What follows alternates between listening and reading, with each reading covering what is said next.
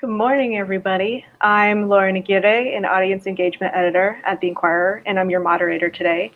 I focus on telling stories on social media, but I also get to interact with our audiences at events like this.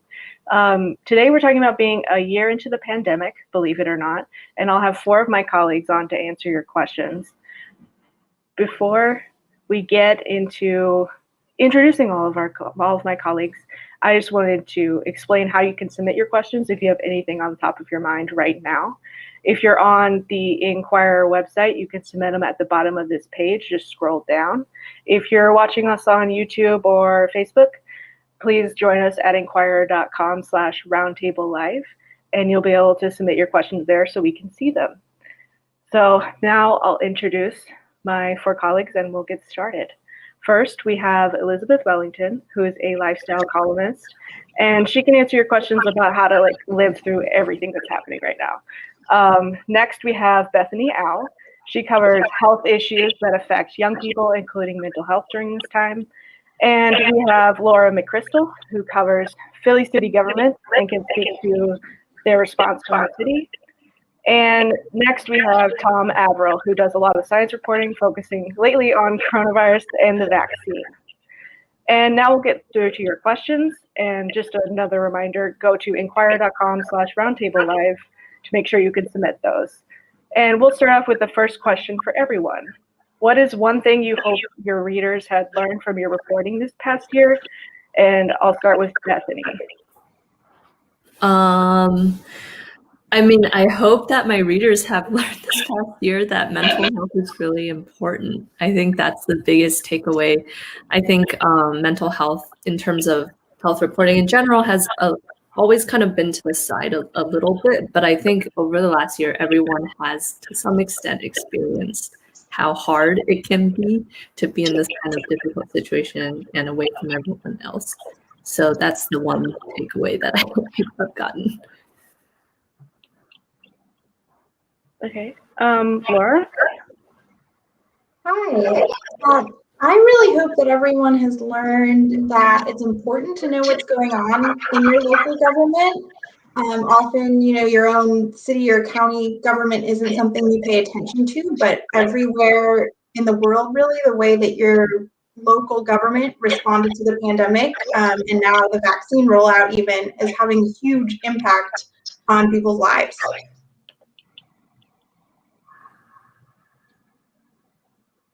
Yeah, speaking of big impacts, Elizabeth, we'll go to you. What's going on with you?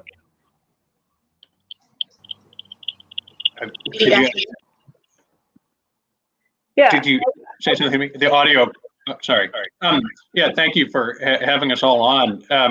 The one thing I think that people are starting to realize is we've had this extraordinary year, and with all these scientific discoveries that have had to be compressed into an unusually short time. And ordinarily, scientists have the leisure to explore one theory and find out that maybe it isn't quite the right approach, and then they back up and they try a different way, and there's time for doing lots and lots of studies.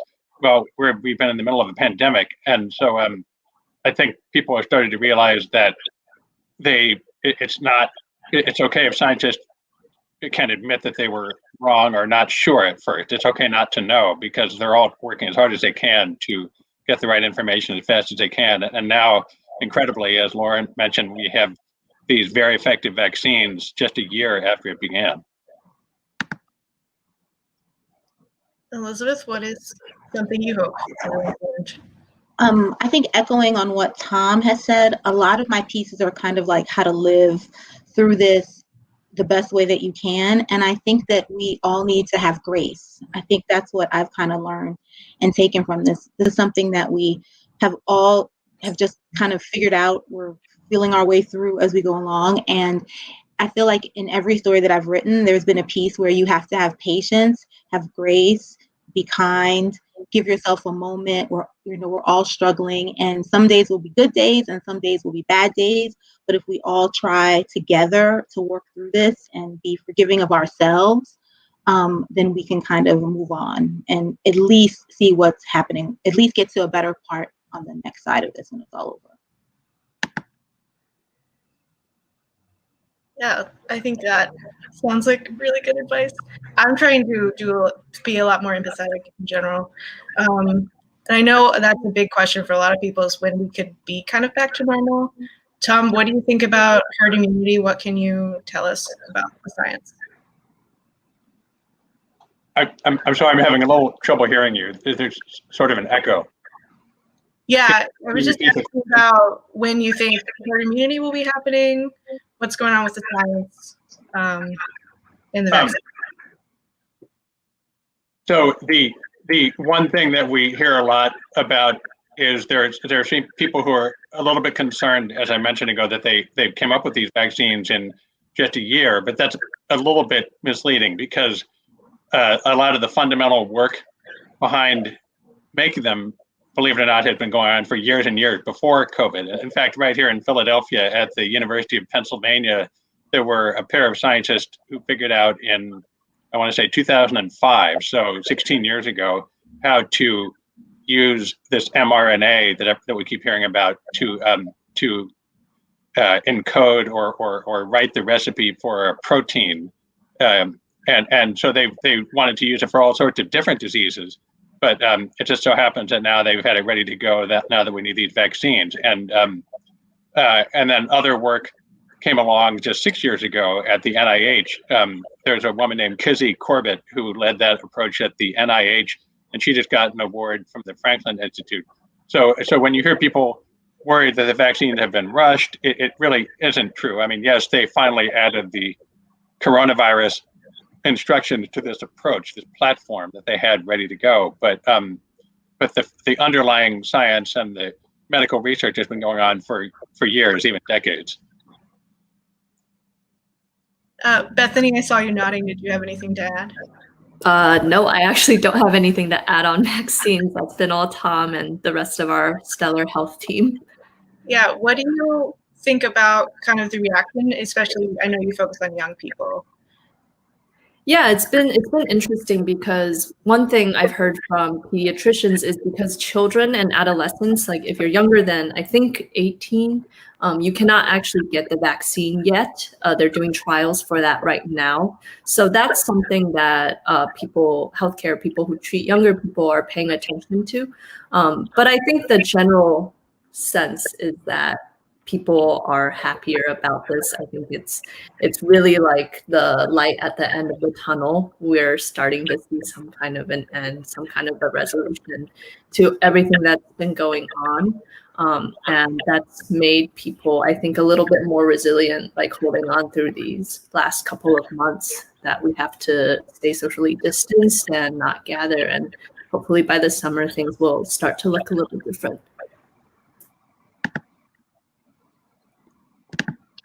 And yeah, on gatherings, Laura, how has the city been responding? What's going on with that? What can you tell us?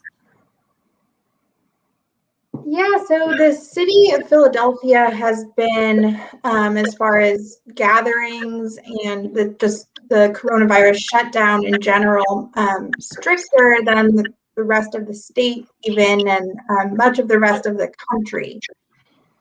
Which has been hard for businesses and restaurants, but city officials credit it with the city doing pretty well. You know, in the second wave, sort of that peaked around Christmas time, I think the city was in a little bit better shape than some of the rest of the state, and they credited their restrictions.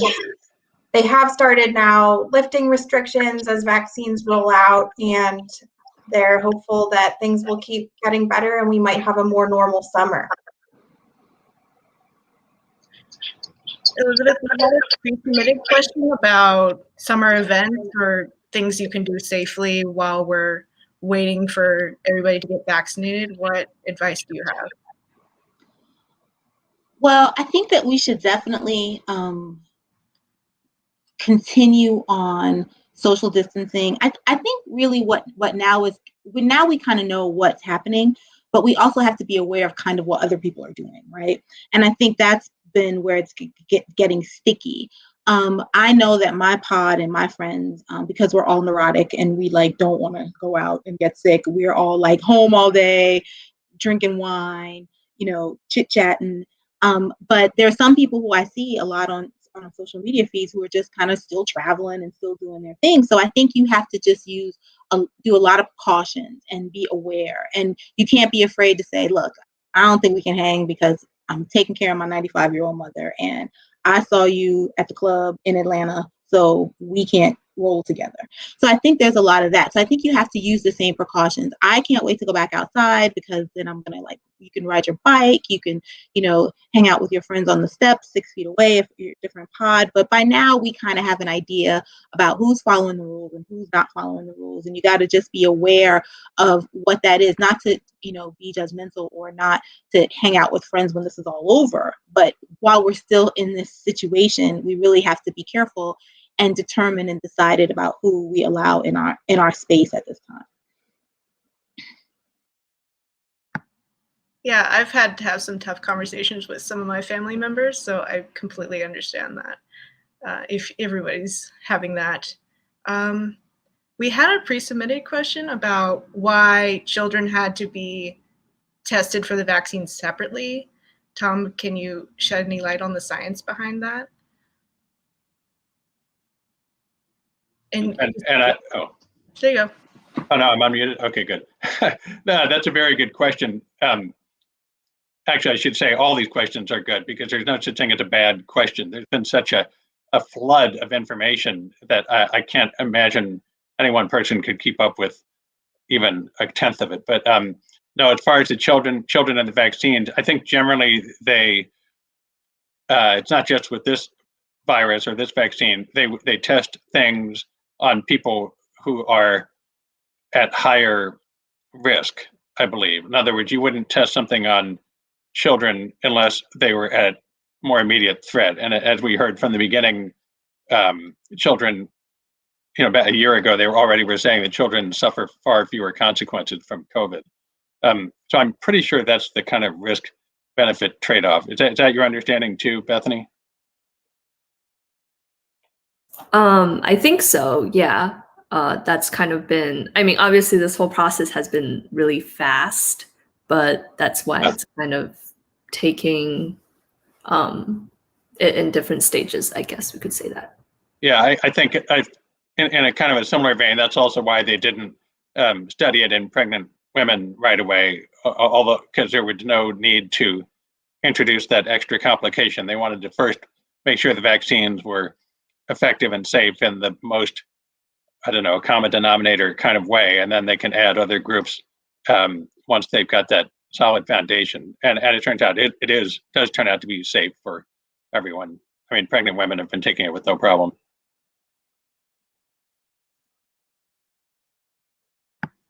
Yeah, that's really interesting. And I'm glad we have you to answer those questions. I know I've messaged you several times to answer those for me personally. I just wanted to remind everyone who may be joining us just now, this is a live conversation with all of the reporters that you see on screen. We're talking about being a year into the pandemic. I know that sounds really crazy. And please submit your questions on this page. If you're on the Inquirer website, scroll down. And if you're on Facebook or YouTube or elsewhere, you can join us at inquirer.com/roundtable live. And we're excited to see your questions. And we actually have one right now. And I think this is more Laura, but please, whoever jumps in. Why is Philly opening things up if it's likely cases could go up again after they've reopened? And maybe Tom and Bethany on the science too. That is a good question. So the things that have opened back up recently are mostly allowing fans at sporting events, but still with crowd limits, or allowing people in movie theaters. Restaurants still remain limited in capacity, and there is still a ban on indoor catered events of any kind. So what the city has said is right now it just seems like the case rate is somewhat plateauing, which they're watching it. It might be trending upward, but For now, we definitely know that the decrease we had for a few months seems to have stopped. And they've said they're going to keep an eye on it. As with all restrictions, they've said we can put them back into place if needed, as we saw over the winter. But they've sort of said the cautious lifting of restrictions right now. They haven't lifted restrictions on the riskiest things, which is people sort of indoors, unmasked, gathering together. So things remain somewhat strict there, and we'll have to see what happens with the case rates.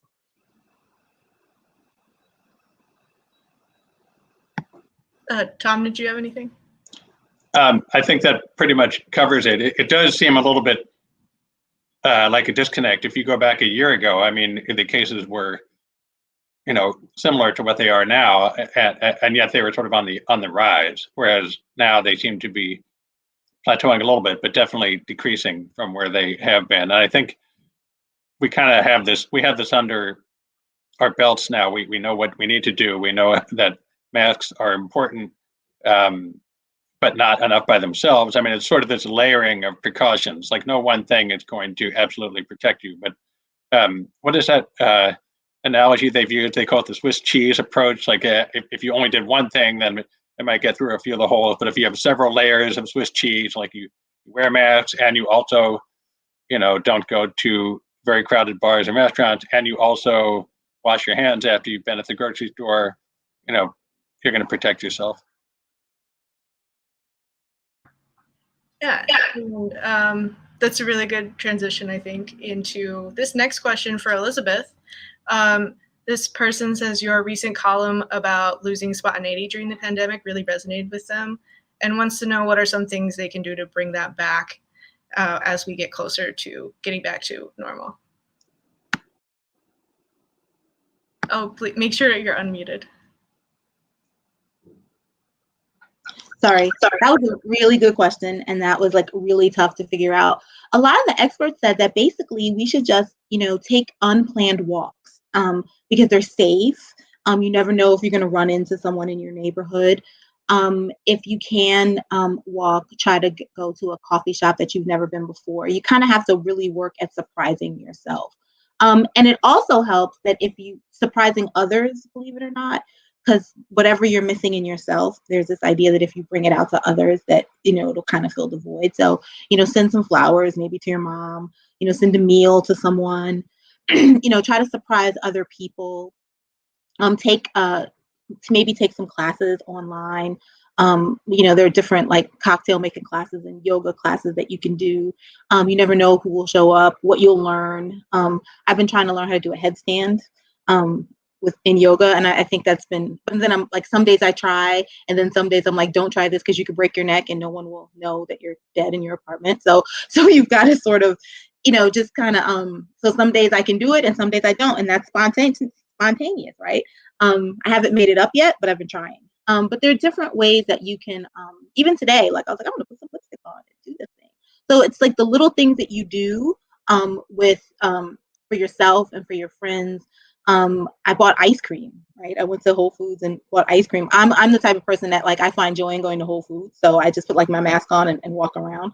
So it's just that the things that are still safe for you to do that you enjoy doing, just make sure that you make appointments to do them. And maybe call a friend. And, I think we're at the point now where we can just call friends and say, hey, do you want to go for a walk? And maybe, that'll add some spontaneity. It's not going to be the same kind of spontaneity because one of the things that I learned in that story is that in order to have spontaneity, you have to have routine, and our routines are all over the place. But it's kind of accepting that there is like this new spontaneity and it's about the element of surprise. So if you give it to others, you perhaps might get it back. Yeah, that's some really good advice I'll probably do. I need to do more often, honestly. Speaking of spontaneity, I would say most journalists say their day-to-day is never the same. And we have this really good question on what's something you've written this year that seemed to resonate with Philly community or your readers? Did something surprise you about that? And I'm wondering if, Bethany, do you have anything that comes to your mind?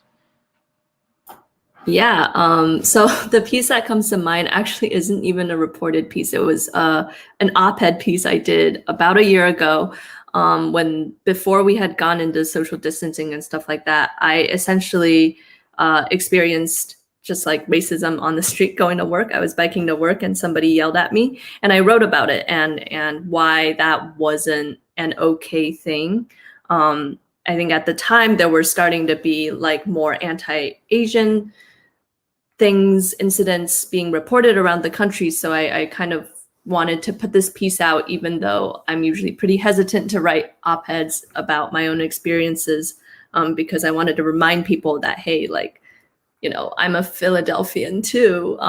Don't do that kind of stuff. It really sucks. It ruins someone's whole day and it takes away their sense of safety, basically. And I got a lot of emails about it. I actually was prepared for a lot of racist emails. I was prepared for a lot of anger, a lot of just like crappy stuff that people would send me. But there were a lot of emails that really touched me. People taking the time to reach out and be like, hey, like, I don't think that's okay.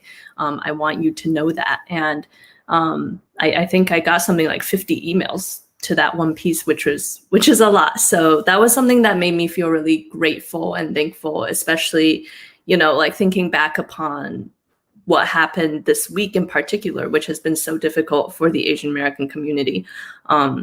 It's good to remind myself, and I hope, you know, other Asian Americans out there feel this way too, that there are people who do think that kind of stuff is not okay, and we'll say something about it. So yeah. I'm sorry you had to experience that, but I'm glad you got a good response from your column. I'm wondering, Elizabeth, would you feel comfortable sharing anything like that? I know you experienced that, but also anything that surprised you from your reporting this year. Yeah. Sure. I mean, most of my columns actually have gotten really interesting responses. The spontaneity one got a lot of response. When I did the piece about watching your friends on Facebook and social media, like living it up while you're at home, I got a lot of emails and comments about that. I've got comments about, you know, not only did we have COVID this year, but we also had a lot of racial strife. And so the comments that I did about coping, if you're an African American, and I'm planning to do one about how to support the Asian community as well. And at this time, so, you know, we're getting lots of calls on that. So those are the most.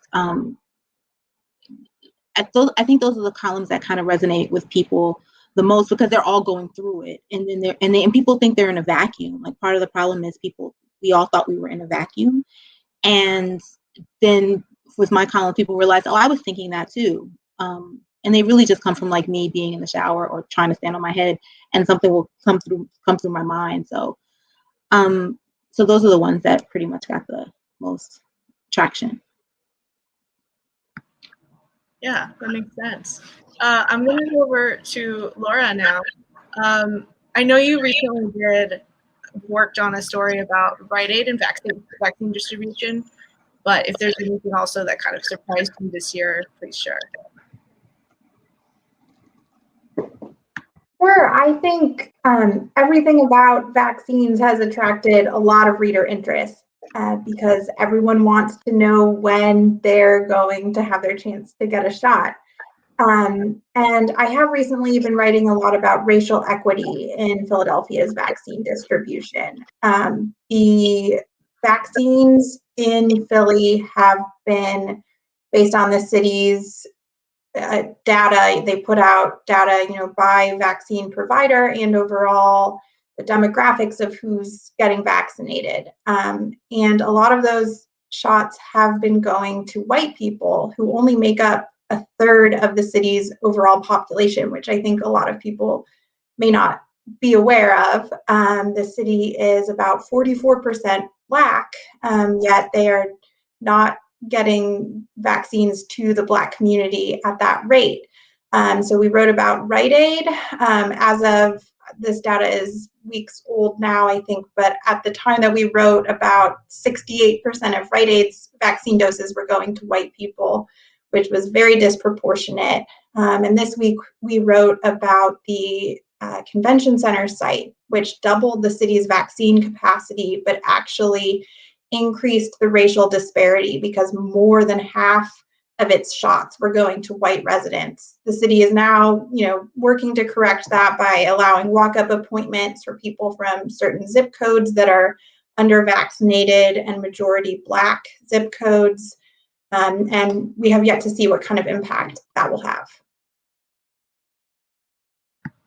Yeah, that's some really good reporting that I am always interested in diving into. So good job. Good job to everyone, honestly. This next question, I think, is a good jumping off from here. This person is wondering when the next age group for the vaccine will be announced. They are 59 and want to know when they'll be eligible. And I think this is more of a Tom-ish, maybe Laura question. Boy, your guess is as good as mine.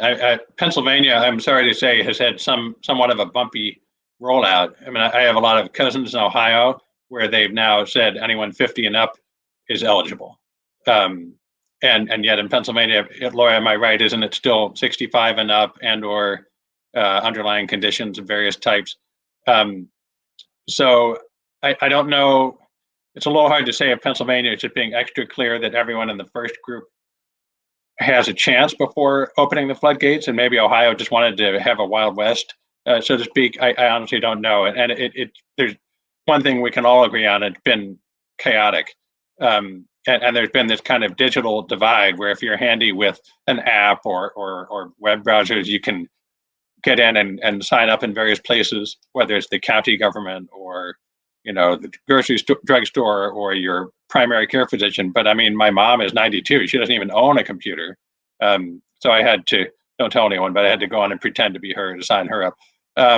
So it's I share the frustration. I would love to know, and they don't seem to have a good idea yet when the next group will be announced.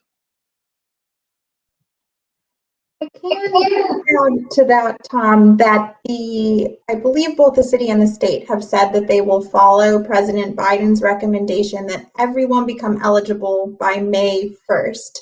So it sounds like that will likely be when we are opening the floodgates, although this has been a rapidly changing and evolving situation. And at the rate at which Philly and Pennsylvania are vaccinating people, it sounds like in order to make everyone eligible by May 1st, we might be skipping over some other groups in between where we are now and everybody else. So it'll just be really interesting to watch. And we wish we could all tell you exactly what date you'll get your shot, but unfortunately, that's not possible right now, but we'll keep trying. Yeah, there's a lot of things that we just don't know a lot of the time. So I just throw that out there. Like, we don't know everything, but we are working hard to find out. And I wanted to do another reminder of how to submit comments. If you're on Facebook or YouTube, please come over to inquirer.com/roundtable live, and you can submit your comment on that page, and we'll be able to see it that way.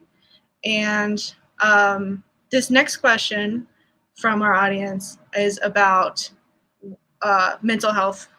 Bethany, what are the long-term effects you're hearing from experts describing that are happening because of the pandemic? And maybe how can we help to prevent those?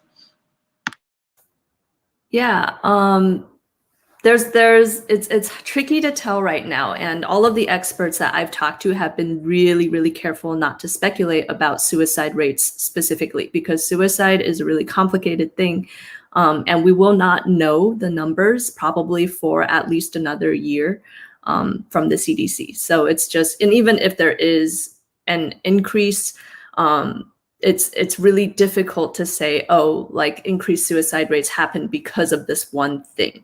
So that's something that I'm really careful to do in my stories. We just don't want to speculate about that yet. But there has been more substance use. My colleague Aubrey Whalen has done a lot of reporting in this area as well. People are coping with a lot more stress. People are reporting increased symptoms of depression and anxiety. We know all of this. People are also seeking out more mental health treatment. There's been kind of an increase across the board, But what we've really learned during this process is that the mental health system that we have in this country is just not really equipped to handle this right now. There are a lot of gaps. There are a lot of ways that people are struggling to get the care that they need.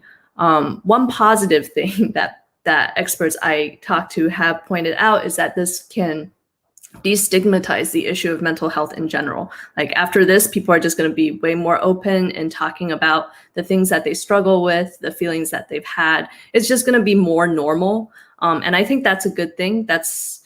We definitely want that. When people talk about mental health, it makes them so much more likely to get the help that they need. So I hope that change definitely happens. But I think right now it's a lot of kind of, we just know that the mental health impacts of this pandemic will last for a little bit, and it's difficult to say how exactly it will play out. Yeah, that is really interesting to me as someone who's been more interested in mental health during this time as well. Elizabeth, I know you write a lot about this too. Did you have anything to add? Unmute real quick. Sorry, I keep doing that. Now you're muted again. Okay, cool. Just want to make sure we hear you. Sorry. I think it's. I agree with Bethany 100%. I think that people are going to be more apt or more, mental health is something that people kind of swept under the rug, and people are really kind of dealing with it. I think I'm actually working on a story now about like kind of COVID fatigue. Like we passed hitting the wall. Now we're just all exhausted, and kind of like signs that you are really tired and what to do about it. And one of the tips, so this is hot off the presses, is that believe it or not, you have to actually spend more time resting, which sounds kind of counterintuitive, but part of why our brains are so tired is because we're working and thinking and trying to solve problems all day, and we just are getting exhausted from it. So if we can, give ourselves more time and more grace, find the things that you really like. All the biggest tip that everyone is giving me is movement and take a walk. Like that really improves make sure that you get enough sleep and make sure that you're walking. And when you do wake up in the middle of the night, do not doom scroll. Not like I'm not following that advice myself, because the moment I wake up, I start like grabbing my phone, but really sit there and kind of, get out of your own head. So, because that will help with mental health, and know that everyone is going through this together. Like we're not alone. Like what you're feeling, someone else is feeling. And, you're not a person who's, you're not crazy. We're all probably a little bit crazy, and that's okay. In this context, but kind of know the signs that if you're laying around a lot, if you're sleeping a lot, if you're just feeling sad more, if you're not eating well, know the signs so that you can actually get help, because there's help out there.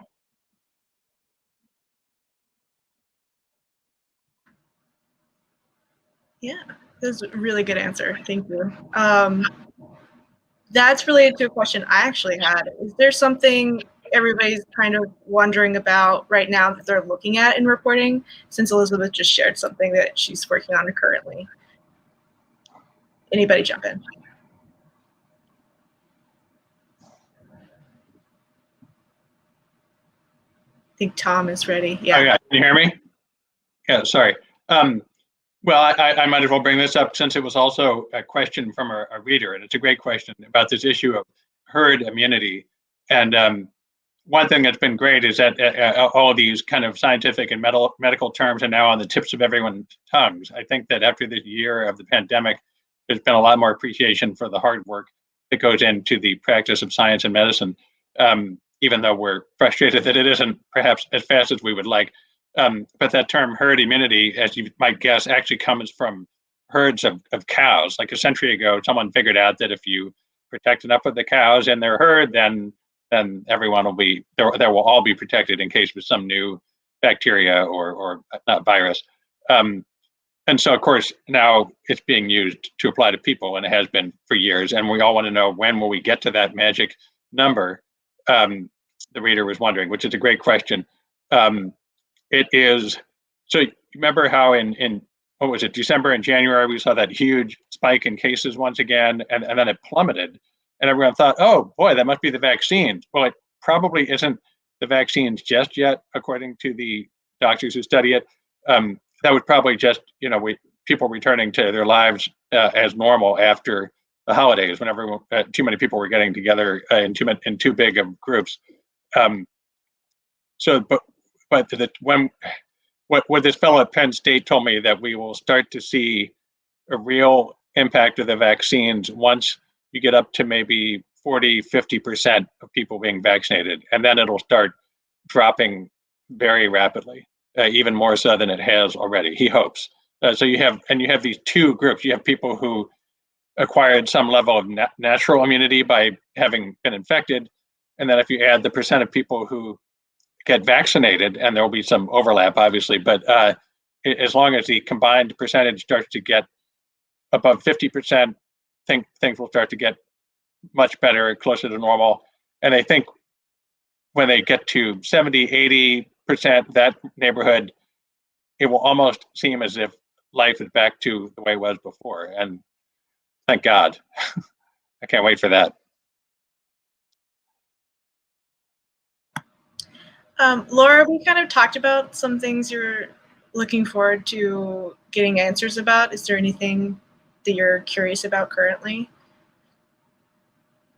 Currently, a lot of my job has become following all things vaccine related, and who's getting vaccinated, where you can get vaccinated, whether or not the city is doing a good job. Basically, it's not my job to say whether they're doing a good job, but to sort of hold them accountable and point out issues that people are having, or things that such as the demographics of who's getting vaccinated. That will be a big thing to follow, and make sure that the age range and the racial breakdown looks like the city as a whole, and who should to make sure that it gets out to everyone. So I'm going to continue writing many stories about that. Bethany, did you have anything you were looking for? Yeah, I think I continue to be interested in other behavioral health issues. So one thing that I wrote about pretty recently was eating disorders. We know from data that that's an issue that's gotten worse over the course of the pandemic. So I really like looking at those topics as well. I know that they affect the people that struggle with them really deeply. And I think that we'll continue to see areas like that impacted, and sleep, and other things surrounding mental health, like sexual health. It's all kind of interrelated to me. So I'm trying to figure out how to write about those issues as well. And also it's a nice break for me, because writing about mental health during this time can be a little bit pessimistic sometimes. And Elizabeth, you shared a little bit of what you're working on. Is there anything you're looking at? And also, like, everyone's dealing with mental health, if you have any other coping strategies to share too. You're muted again. Got it? Yes, I'm sorry, I keep doing that. I will probably move through kind of looking at ways we can heal from this, kind of looking at ways that coming to accept what the new normal is, because we're not going to kind of go back to the old way. I don't think we'll be able to go back to the old way of life immediately. So kind of how we're easing into that. And I got this interesting release earlier this week from NPD that studies stuff about like shoes, like how people are predicting that high heel shoes, like we'll never go back to wearing them, which I think is kind of interesting to write about.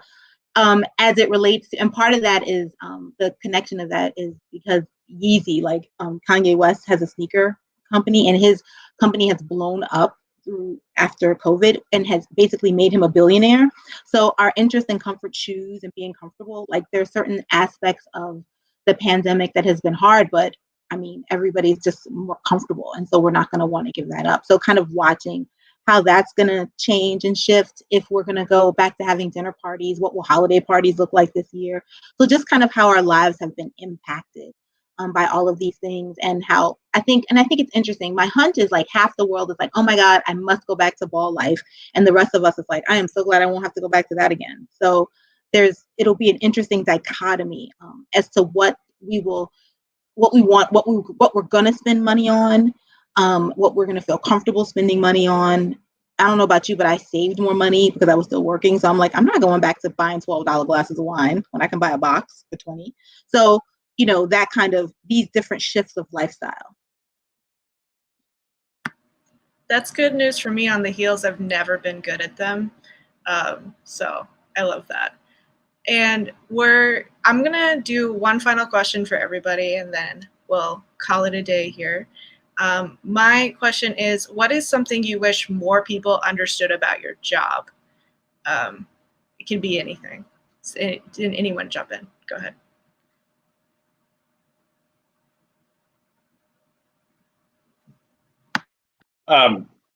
We get that question a lot. How do you decide what to write about? Because there's so many things that we could write about. And as Bethany knows as well as I do, especially on the health desk, we have about half a dozen health reporters. We spend most of our time deciding what not to write about. I mean, there is just lots and lots of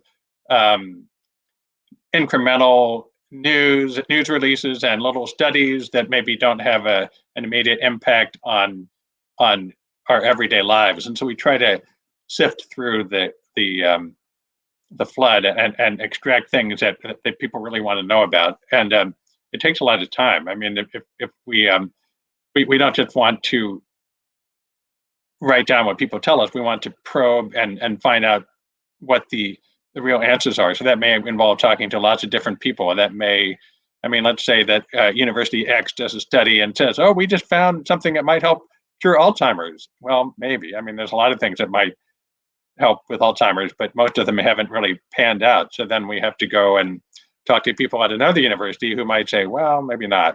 And so it's a very time-consuming process. And of course, none of them speak English. Figuratively. A lot of our job involves kind of translating from the scientific medical jargon into language that we can all appreciate. Laura, I think you had something. Yeah, I would say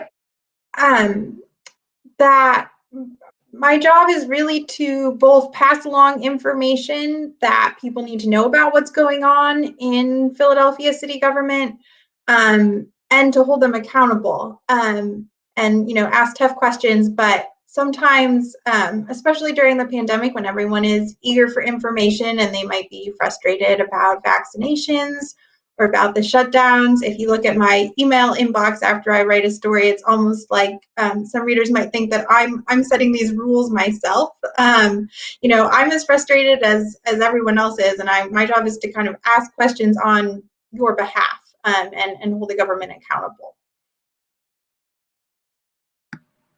Bethany, Elizabeth? Yeah, I echo what Tom said.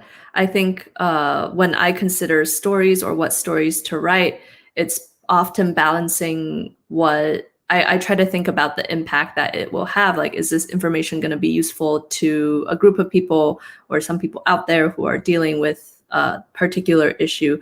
And also, a lot of my stories have come from people just reaching out. Like, if you have an experience, please feel free to email or tweet or whatever. I think we're all super online at this point. And some of my best stories and the most impactful ones have come from people just kind of being like, hey, I dealt with this. Is this normal? Did somebody else also deal with it? Is there a problem here? We're always happy to sniff around and try to get that answered for you.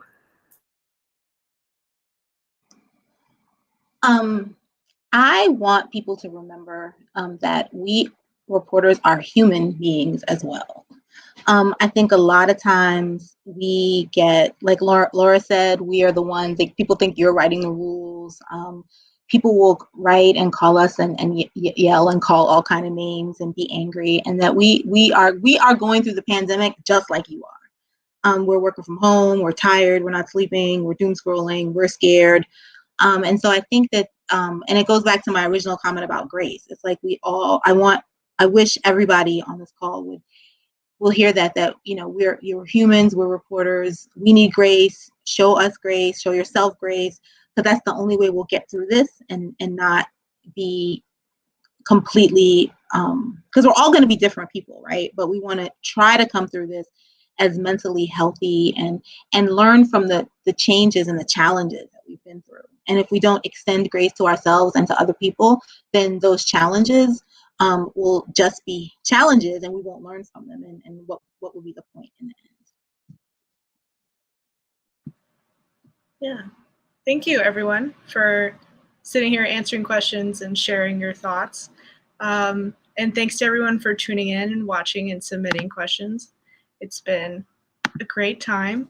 And we all hope you enjoyed the conversation. And on behalf of the Inquirer, I hope you have a good day. And I hope everyone is a little bit more grace, shares a little bit more grace with everyone. And thank you for joining us.